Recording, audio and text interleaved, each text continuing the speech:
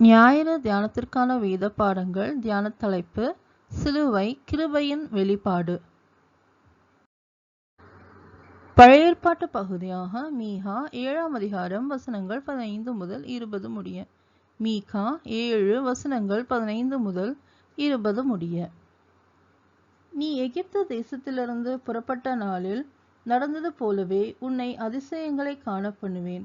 புறஜாதிகள் கண்டு தங்களுடைய எல்லா பராக்கிரமத்தையும் குறித்து வெட்கப்படுவார்கள்.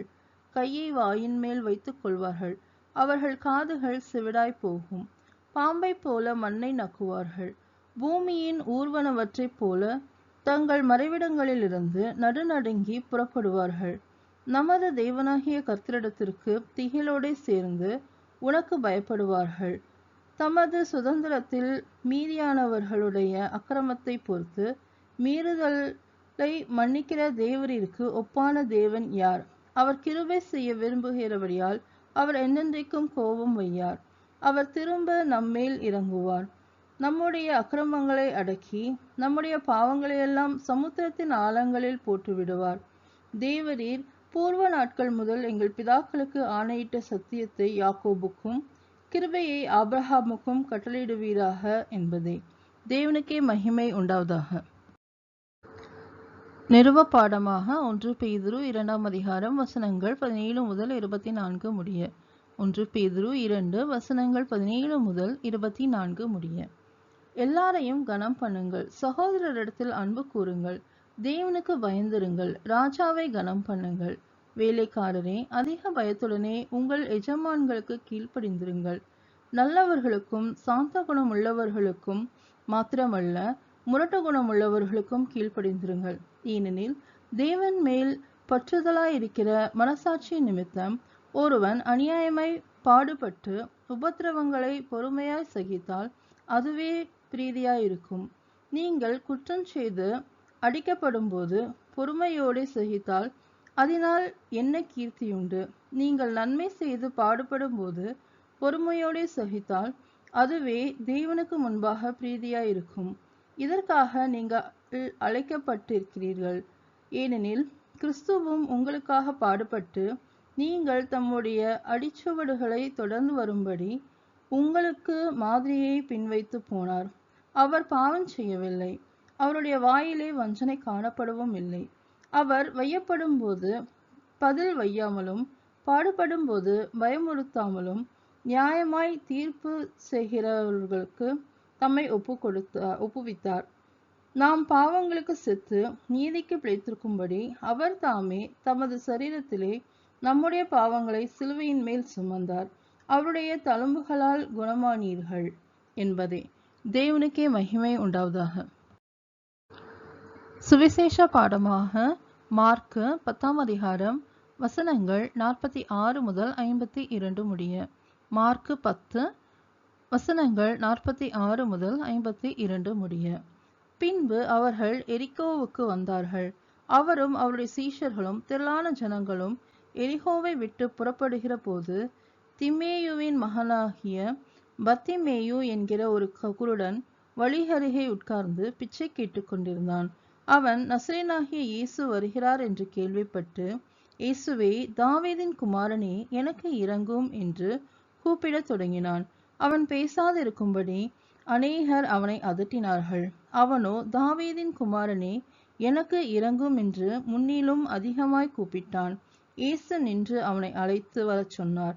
அவர்கள் அந்த குருடனை அழைத்து, திடன்கொள், எழுந்திரி, உன்னை அழைக்கிறார் என்றார்கள்.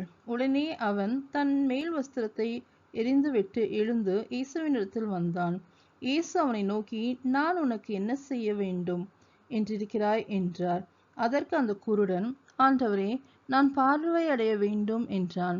இயேசு அவனை நோக்கி, நீ போகலாம், உன் விசுவாசம் உன்னை இரட்சித்தது என்றார். உடனே அவன் பார்வையடைந்து வழியிலே இயேசுவுக்கு பின் சென்றான் என்பதே. தேவனுக்கே மகிமை உண்டாவதாக. ஞாயிறு தியானத்திற்கான சங்கீதமாக சங்கீதம் 31. சங்கீதம் 31.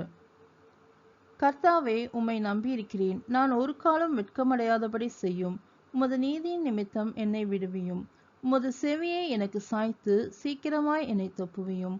நீர் எனக்கு பலத்த துருகமும் எனக்கு அடைக்கலமான அரணுமாயிரும். என் கன்மலையும் என் கோட்டையும் நீரே. உமது நாமத்தின் நிமித்தம் எனக்கு வழிகாட்டி என்னை நடத்தியருளும். அவர்கள் எனக்கு மறைவாய் வைத்த வலைக்கு என்னை நீங்களாக்கிவிடும். தேவரீரே எனக்கு அரண். உமது கையில் என் ஆவியை ஒப்புவிக்கிறேன். சத்தியவரனாகிய கர்த்தாவே, நீர் என்னை மீட்டுக் கொண்டீர். வீண் மாயைகளை பற்றி கொள்ளுகிறவர்களை நான் வெறுத்து கர்த்தரையே நம்பியிருக்கிறேன். உமது கிருபையிலே களிகூர்ந்து மகிழுவேன். நீர் என் உபத்திரவத்தை பார்த்து என் ஆத்தும வியாகுலங்களை அறிந்திருக்கிறீர். சத்ருவின் கையில் என்னை ஒப்புக்கொடாமல் என் பாதங்களை விசாலத்திலே நிறுத்தினீர். எனக்கு இரங்கும் கர்த்தாவே, நான் நெருக்கப்படுகிறேன். துக்கத்தினால் என் கண்ணும் என் ஆத்மாவும் என் வயிறும் கூட கருகி போயிற்று. என் பிராணன் சஞ்சலத்தினாலும் என் வருஷங்கள் தவிப்பினாலும் கழிந்து போயிற்று. என் அக்கிரமத்தினாலே என் பலன் குறைந்து என் எலும்புகள் உலர்ந்து போயிற்று. என் சத்துருக்களாகிய யாவர் நிமித்தமும் நான் என் அயலாருக்கு நிந்தையும் எனக்கு அறிமுகமானவர்களுக்கு அருக்களிப்புமானேன். வீதியிலே என்னை கண்டவர்கள் எனக்கு விலகி ஓடிப்போனார்கள். செத்தவனைப் போல எல்லாராலும் முழுவதும் மறக்கப்பட்டேன். உடைந்த பாத்திரத்தைப் போல் ஆனேன். அநேகர் சொல்லும் அவதூறை கேட்டேன். எனக்கு விரோதமாக அவர்கள் ஏகமாய் ஆலோசனை பண்ணுகிறதினால் திகில் என்னை சூழ்ந்து கொண்டது. என் பிராணனை வாங்க தேடுகிறார்கள். நானோ, கர்த்தாவே, உம்மை நம்பியிருக்கிறேன். நீரே என் தேவன் என்று சொன்னேன். என் காலங்கள் உமது கரத்தில் இருக்கிறது. என் சத்துருக்களின் கைக்கும் என்னை துன்பப்படுத்துகிறவர்களின் கைக்கும் என்னை தப்புவியும். நீர் உமது முகத்தை உமது ஊழியக்காரன் மேல் பிரகாசிக்க பண்ணி உமது கிருபையினாலே என்னை இரட்சியும். கர்த்தாவே, உம்மை நோக்கி கூப்பிட்டேன். நான் வெட்கப்பட்டு போகாதபடிக்கு செய்யும். துன்மார்க்கர் வெட்கப்பட்டு பாதாளத்தில் மௌனமாய் இருக்கட்டும்.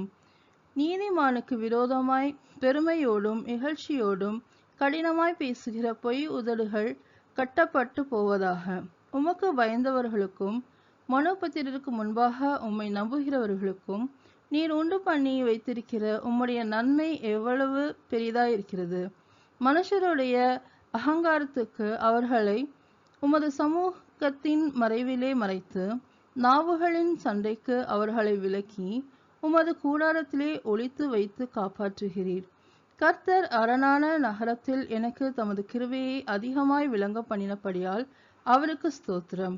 உம்முடைய கண்களுக்கு முன்பாக இராதபடிக்கு வெட்டுண்டேன் என்று நான் என் மனக்கலக்கத்திலே சொன்னேன். ஆனாலும் நான் உம்மை நோக்கி கூப்பிட்ட போது என் விண்ணப்பங்களின் சத்தத்தை கேட்டீர். கர்த்தருடைய பரிசுத்தவான்களே, நீங்கள் எல்லாரும் அவரில் அன்பு கூறுங்கள். உண்மையானவனை கர்த்தர் தற்காத்து இடும்பு செய்கிறவனுக்கு பூரணமாய் பதிலளிப்பார். கர்த்தருக்கு காத்திருக்கிறவர்களே, நீங்கள் எல்லாரும் திடமனதாயிருங்கள். அவர் உங்கள் இருதயத்தை ஸ்திரப்படுத்துவார் என்பதே. தேவனுக்கே மகிமை உண்டாவதாக.